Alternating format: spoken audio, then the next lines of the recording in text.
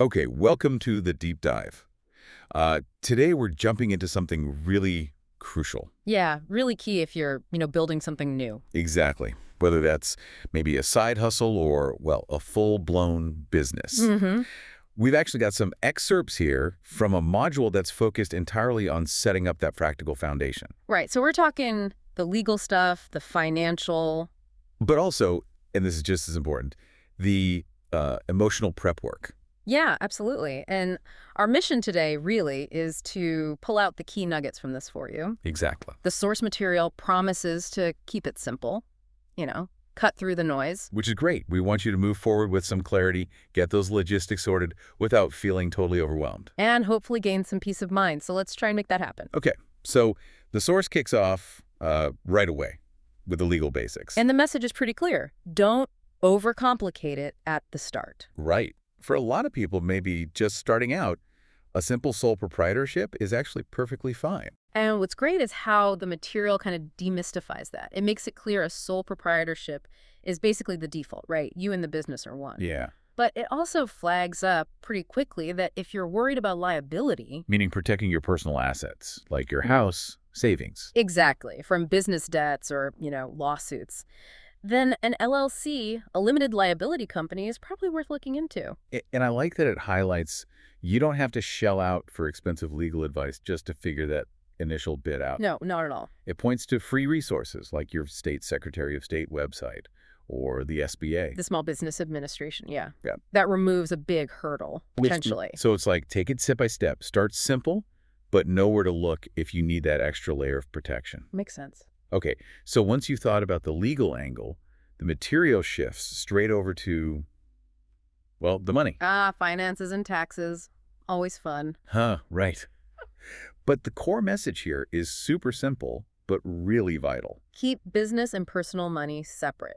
You got it. Yeah. Get a separate bank account just for the business. This might be the single most practical piece of advice in there. It just makes everything clearer. Oh, absolutely. Imagine trying to track income and expenses when it's all jumbled up. Nightmare. Especially come tax time. So the source suggests starting simple, maybe a spreadsheet. Yeah. Or beginner accounting software. Yeah, it mentions Wave, I think, as an example. Just something basic to track what's coming in and going out. Simple systems. That's the key. And it gives that gentle nudge. If you make money, you might owe taxes. The necessary adulting part. Exactly.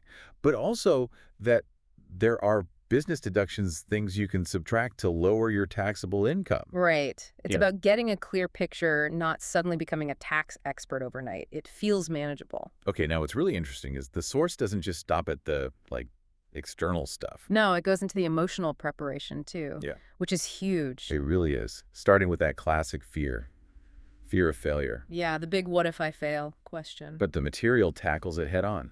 It flips it. How so? It asks, but what if you don't fail?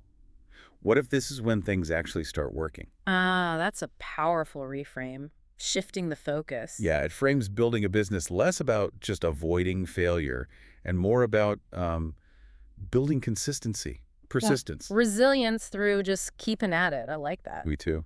But then it also brings up the other fear, the one we maybe talk about less. Fear of success. Exactly. It says that's totally normal.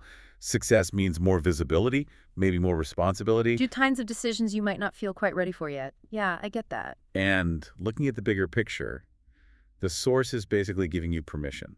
Permission for what? Permission to grow at your own speed. Permission for success not to be this overwhelming thing. So you get to define what success looks like for you. Yes.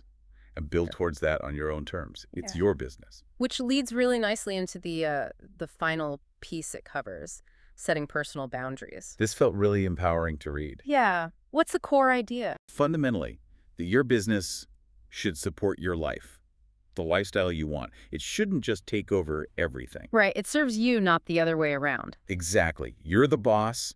You decide the hours. You decide how much you want to earn, how you show up. That's crucial, protecting your time and energy. Okay, so let's kind of pull these threads together. This deep dive, it's really about getting those simple systems in place. The legal basics, the separate bank account, tracking finances. Yeah, that foundational stuff. Yeah.